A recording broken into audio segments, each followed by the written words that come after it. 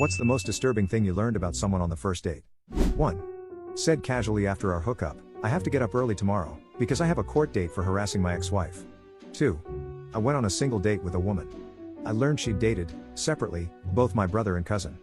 Coincidentally. 3. My date told me she really wanted a Jaguar when she was in high school, but her dad bought her a Prius instead. So she crashed it on purpose. And then he bought her another Prius. And she crashed it again.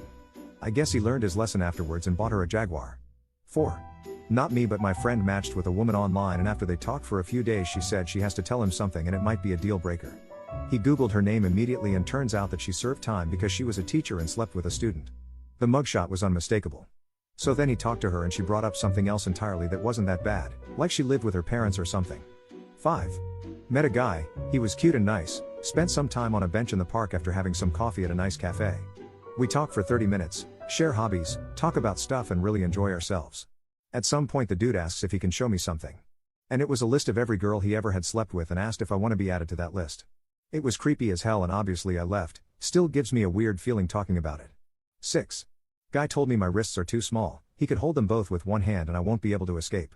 7. She was French. She taught English. In England. She hated England and the English. She didn't read books. She didn't like films or music.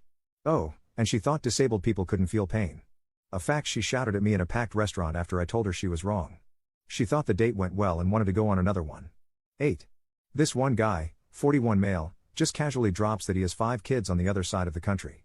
When I say, oh that must be really hard, you must miss them so much, he responds with, yeah but you know things happen and they're older and have their own lives now, so I'm thinking his kids are 20 or so.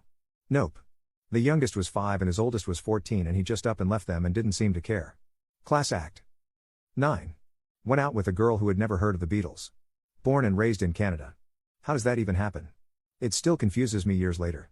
10. Both his ex-wife and child were missing.